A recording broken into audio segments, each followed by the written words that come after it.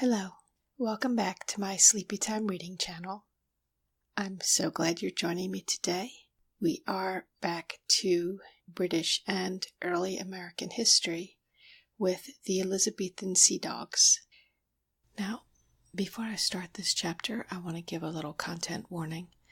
This chapter talks about slavery in very matter-of-fact terms, as the main figure, Hawkins, is a British slave trader, keeping in mind also that the book was published in 1918 and is using the term that was common at the time, Negroes, throughout. If either of those is going to detract from listening to the book or finding it relaxing, then I would go ahead and skip this chapter. So with that said, we'll move on with Elizabethan Sea Dogs. Chapter 5. Hawkins and the Fighting Traders. Said Francis I of France to Charles V, King of Spain, "Your Majesty and the King of Portugal have divided the world between you, offering no part of it to me. Show me, I pray you, the will of our father Adam, so that I may see if he has really made you his only universal heirs." Then Francis sent out the Italian navigator Verrazzano, who first explored the coast from Florida to Newfoundland. Afterwards, Jacques Cartier discovered the St. Lawrence. Frenchmen took Havana twice, plundered the Spanish treasure ships, and tried to found colonies, Catholic in Canada, Protestant in Florida and Brazil. Thus, at the time when Elizabeth ascended the throne of England in 1558, there was a long-established New Spain extending over Mexico, the West Indies, and most of South America. A small New Portugal confined to part of Brazil, and a shadowy New France running vaguely inland from the Gulf of St. Lawrence, nowhere effectively occupied and mostly overlapping prior English claims based on the discoveries of the Cabots. England and France had often been enemies. England and Spain had just been allied in a war against France, as well as by the marriage of Philip and Mary. William Hawkins had traded with Portuguese Brazil under Henry VIII, as the Southampton merchants were to do later on. English merchants lived in Lisbon and Cadiz. A few were even settled in New Spain, and a friendly Spaniard had been so delighted by the prospective union of the English with the Spanish crown that he had given the name of Londres, London, to a new settlement in the Argentine Andes. Presently, however, Elizabethan England began to part company with Spain, to become more anti-papal, to sympathize with Huguenots and other heretics, and like Francis I, to wonder why an immense new world should be nothing but New Spain.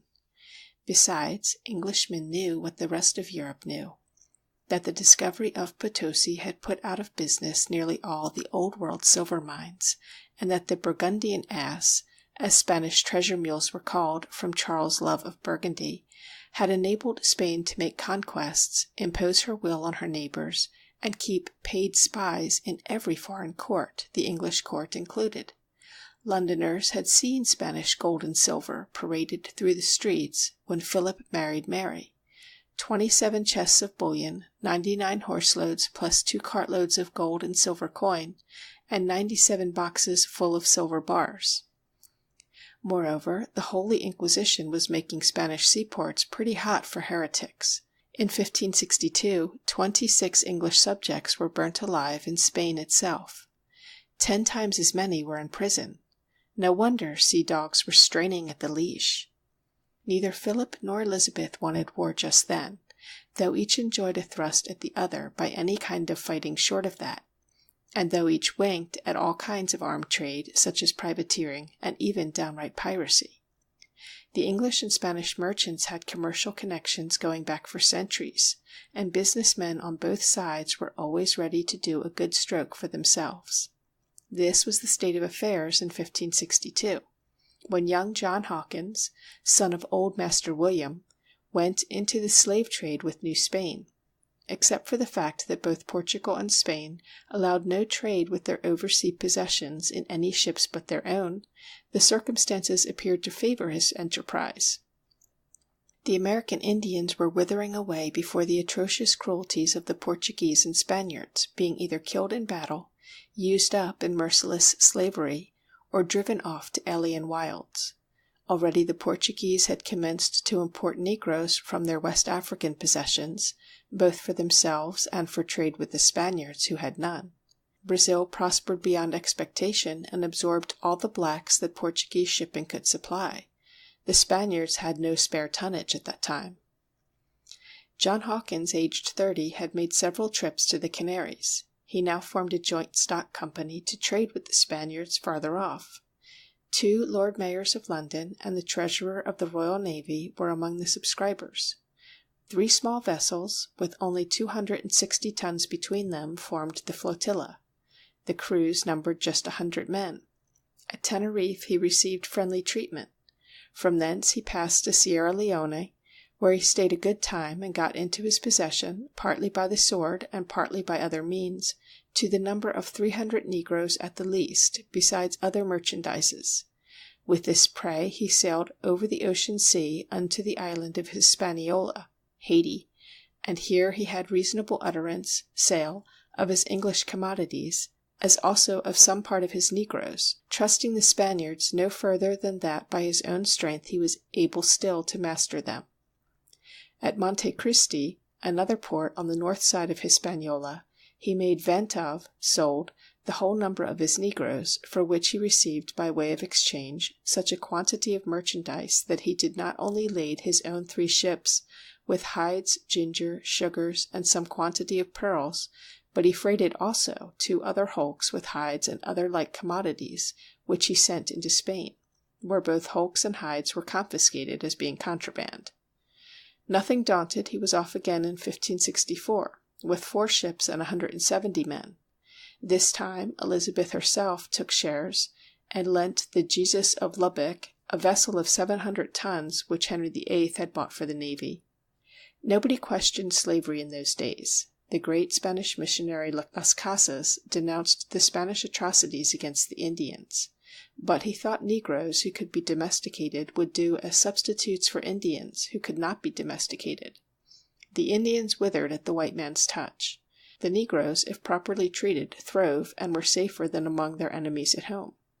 Such was the argument for slavery, and it was true so far as it went. The argument against, on the score of ill treatment, was only gradually heard. On the score of general human rights it was never heard at all. At departing and cutting the foresail lashings, a marvelous misfortune happened to one of the officers in the ship, who, by the pulley of the sheet, was slain out of hand. Hawkins appointed all the masters of his ships an order for the keeping of good company in this manner: the small ships to be always ahead and aweather of the Jesus, and to speak twice a day with the Jesus at least. If the weather be extreme, that the small ships cannot keep company with the Jesus, then all to keep company with the Solomon. If any happen to any misfortune, then to show 2 lights, and to shoot off a piece of ordnance. If any lose company and come in sight again, to make 3 yaws, zigzags in their course, and strike the mizzen 3 times.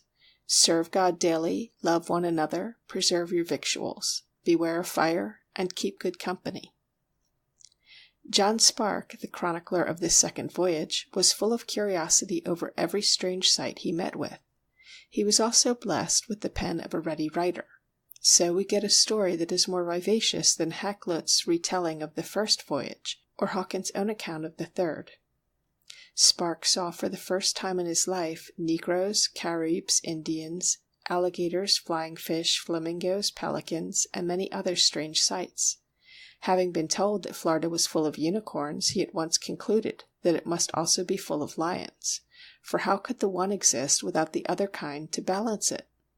Spark was a soldier who never found his sea legs, but his diary, besides its other merits, is particularly interesting as being the first account of America ever written by an English eyewitness.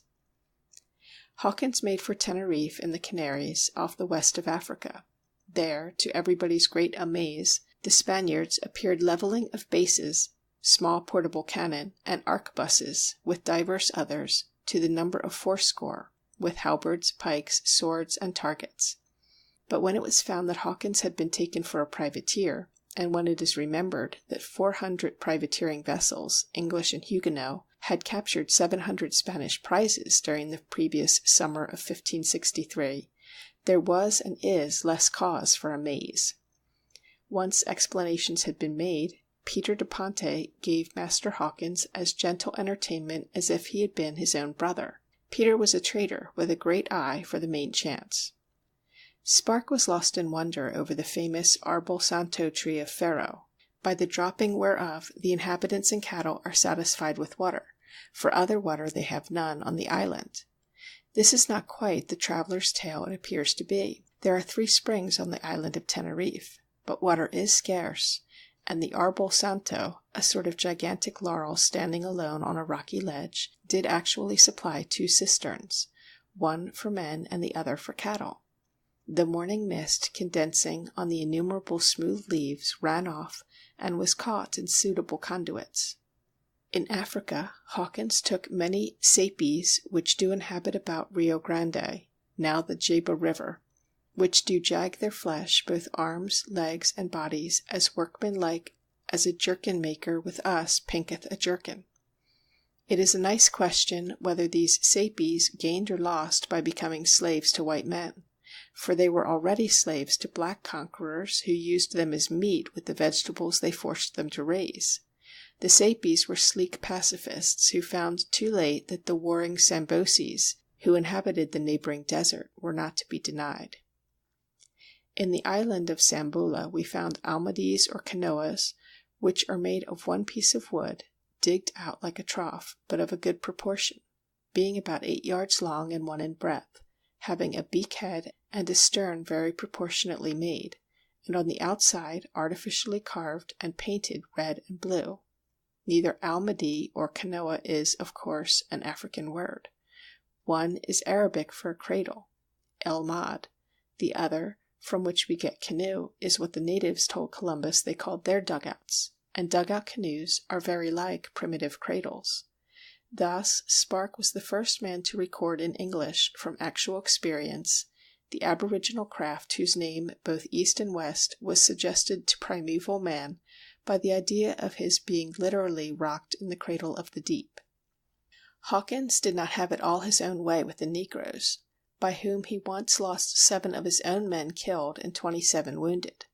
But the captain, in a singular wise manner, carried himself with countenance very cheerful outwardly, though inwardly his heart was broken in pieces for it, done to this end that the Portugals, being with him, should not presume to resist against him. After losing 5 more men who were eaten by sharks, Hawkins shaped his course westward with a good cargo of negroes and other merchandises. Contrary winds and some tornadoes happened to us very ill, but the Almighty God, who never suffereth his elect to perish, sent us the ordinary breeze, which never left us till we came to an island of the cannibals, Caribs of Dominica, who, by the by, had just eaten a shipload of Spaniards. Hawkins found the Spanish officials determined to make a show of resisting unauthorized trade, but when he prepared 100 men well armed with bows, arrows, arquebuses, and pikes, with which he marched townwards, the officials let the sale of blacks go on. Hawkins was particularly anxious to get rid of his lean negroes, who might die in his hands and become a dead loss, so he used the gunboat argument to good effect.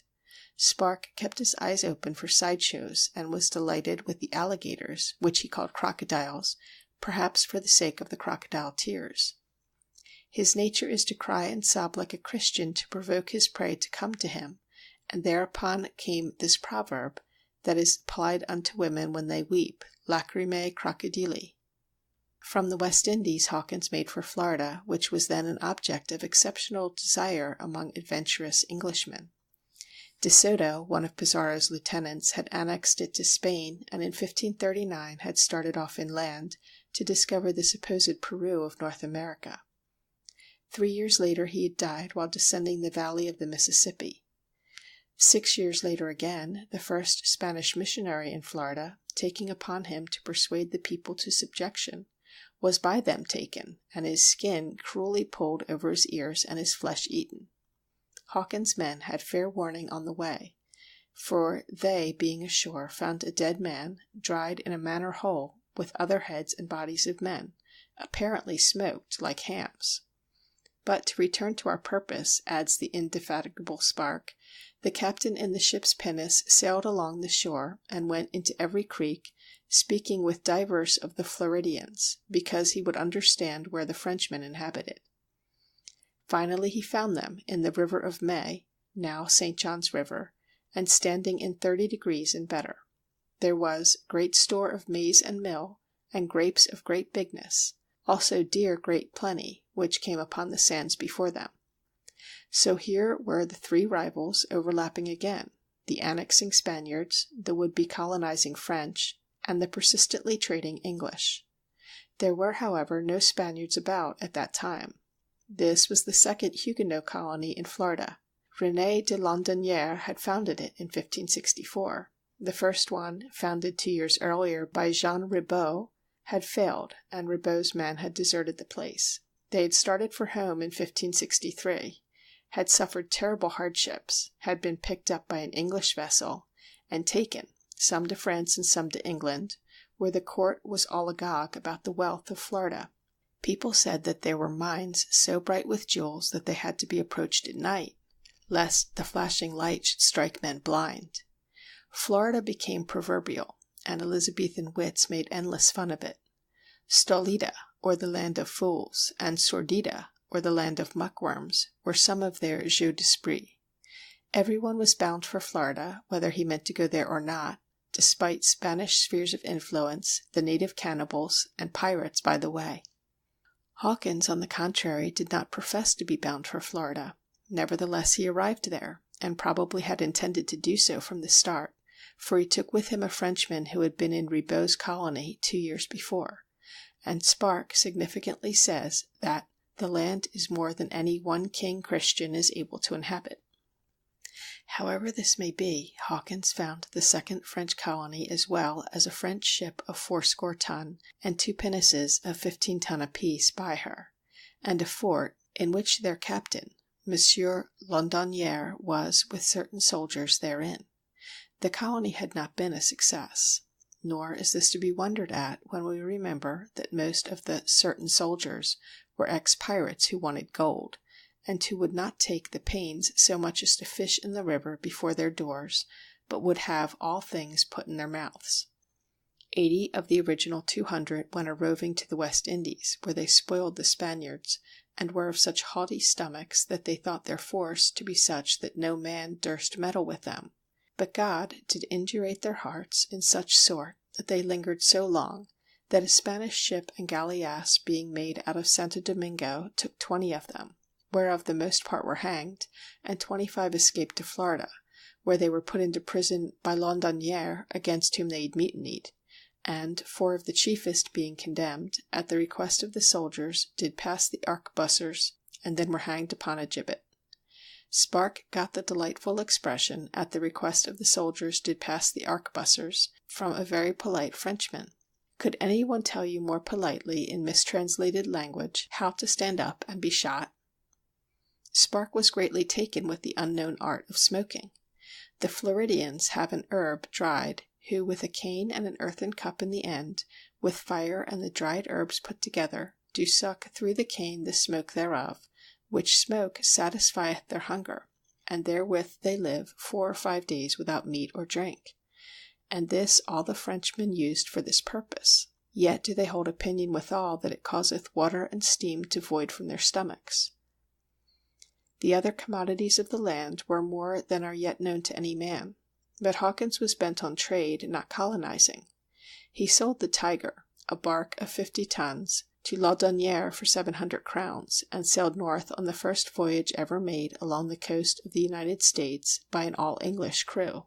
Turning east off Newfoundland with a good large wind, the 20th of September 1565, we came to Padstow in Cornwall, God be thanked, in safety, with the loss of 20 persons in all the voyage, and with great profit to the venturers, as also to the whole realm, in bringing home both gold, silver, pearls, and other jewels great store. His name therefore be praised for evermore. Amen. Hawkins was now a rich man, a favourite at court, and quite the rage in London. The Queen was very gracious, and granted him the well-known coat of arms with the crest of a demi-Moor bound and captive, in honor of the great new English slave trade. The Spanish ambassador met him at court and asked him to dinner, where over the wine Hawkins assured him that he was going out again next year. Meanwhile, however, the famous Captain General of the Indian trade, Don Pedro Menendez de Avilés, the best naval officer that Spain perhaps has ever had, swooped down on the French in Florida, killed them all, and built the fort of St. Augustine to guard the mountains of bright stones somewhere in the hinterland. News of this slaughter soon arrived at Madrid, whence orders presently went out to have an eye on Hawkins, whom Spanish officials thenceforth regarded as the leading interloper in New Spain. Nevertheless, Hawkins set out on his third and very troublesome voyage in 1567, backed by all his old and many new supporters, and with a flotilla of 6 vessels, the Jesus, the Minion, which then meant Darling, the William and John, the Judith, the Angel, and the Swallow. This was the voyage that began those 20 years of sea dog fighting which rose to their zenith in the battle against the Armada. And with this voyage Drake himself steps onto the stage as captain of the Judith. There had been a hitch in 1566, for the Spanish ambassador had reported Hawkins' after-dinner speech to his king. Philip had protested to Elizabeth, and Elizabeth had consulted with Cecil, afterwards the great Lord Burleigh, ancestor of the Marquis of Salisbury, British Prime Minister during the Spanish-American War of 1898. The result was that orders went down to Plymouth stopping Hawkins and binding him over on a bond of £500 to keep the peace with Her Majesty's right good friend King Philip of Spain. But in 1567 times had changed again, and Hawkins sailed with colours flying, for Elizabeth was now as ready to hurt Philip as he was to hurt her, provided always that open war was carefully avoided. But this time things went wrong from the first. A tremendous autumnal storm scattered the ships. Then the first negroes that Hawkins tried to snare proved to be like that other kind of prey of which the sarcastic Frenchman wrote, "This animal is very wicked. When you attack it, it defends itself." The envenomed arrows of the negroes worked the mischief. There hardly escaped any that had blood drawn of them, but died in strange sort with their mouths shut some 10 days before they died. Hawkins himself was wounded, but thanks be to God, escaped the lockjaw.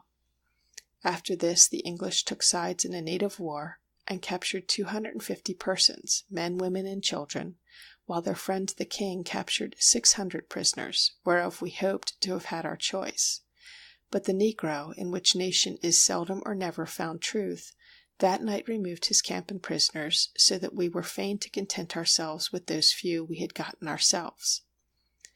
However, with between 400 and 500 Negroes, Hawkins crossed over from Africa to the West Indies, and coasted from place to place, making our traffic with the Spaniards as we might, somewhat hardly, because the king had straitly commanded all his governors by no means to suffer any trade to be made with us. Notwithstanding, we had reasonable trade and courteous entertainment for a good part of the way. In Rio de la Hacha, the Spaniards received the English with a volley that killed a couple of men, whereupon the English smashed in the gates, while the Spaniards retired. But after this little bit of punctilio, trade went on under cover of night so briskly that 200 Negroes were sold at good prices. From there to Cartagena, the inhabitants were glad of us, and traded willingly, supply being short and demand extra high. Then came a real rebuff from the governor of Cartagena, followed by a terrific storm which so beat the Jesus that we cut down all her higher buildings, deck superstructures. Then the course was shaped for Florida, but a new storm drove the battered flotilla back to the port which serveth the city of Mexico, called St. John de Ulua, the modern Vera Cruz. The historic Vera Cruz was 15 miles north of this harbor.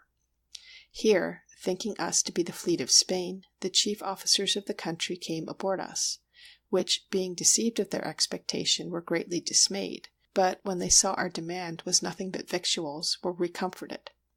I, for it is Hawkins' own story, found in the same port 12 ships, which had in them by report 200,000 pounds in gold and silver, all which, being in my possession, i.e. at my mercy, with the King's Island, I set at liberty.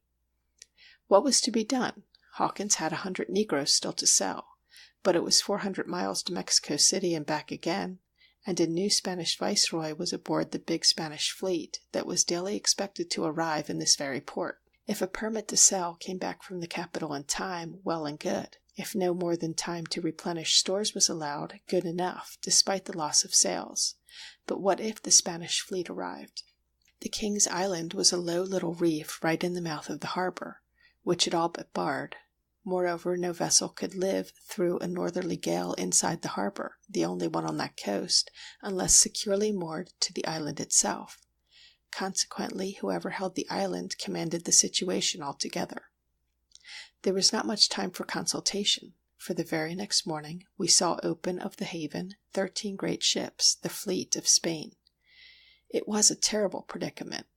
Now, said I am in 2 dangers and forced to receive the one of them. Either I must have kept out the fleet, which with God's help I was very well able to do, or else suffer them to enter with their accustomed treason. If I had kept them out, then there had been present shipwreck of all that fleet, which amounted in value to 6 millions, which was in value of our money 1,800,000 pounds, which I considered I was not able to answer, fearing the Queen's Majesty's indignation.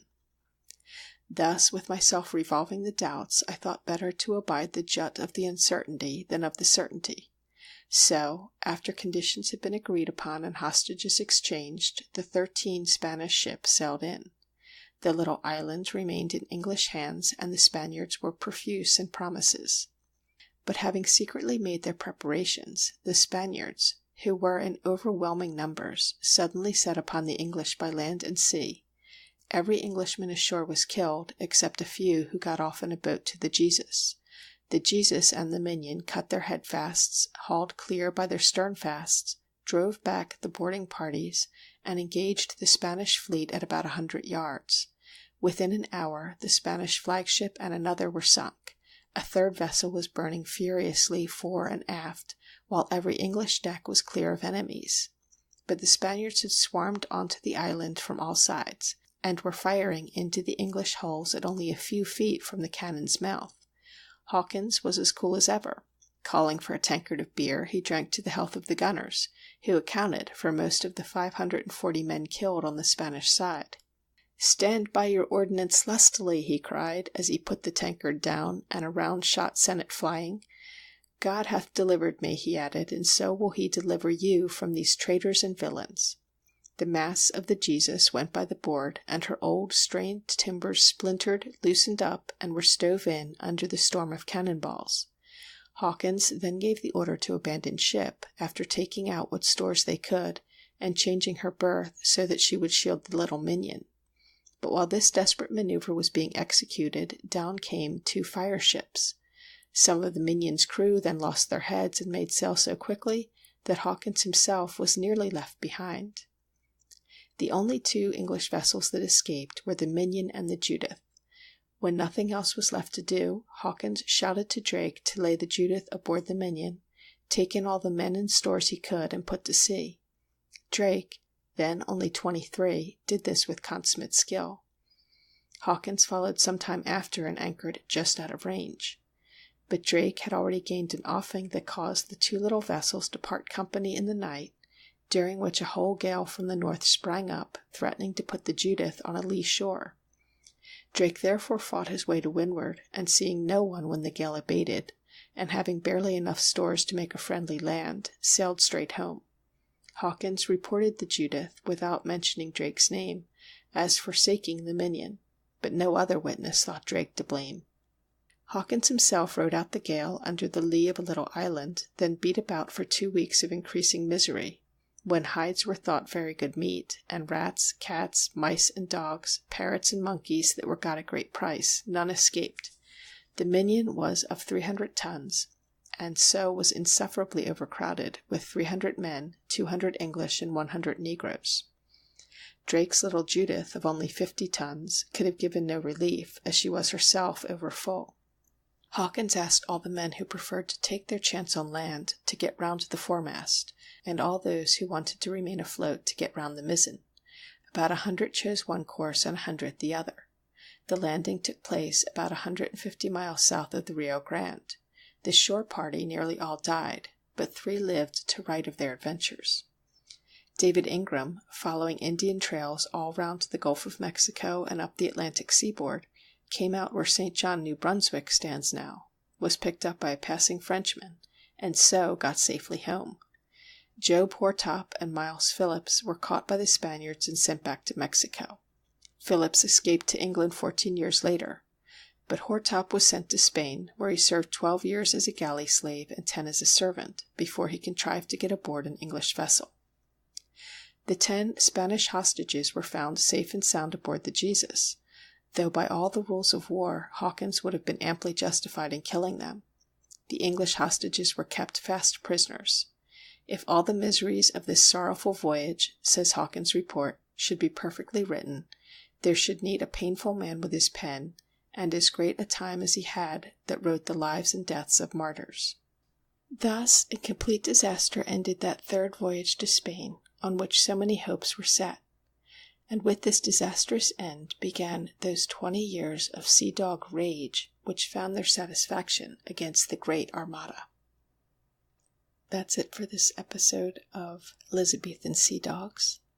I'll be back next time with more Sleepytime Reading, when we'll be back with more of the New York Times from the 1850s.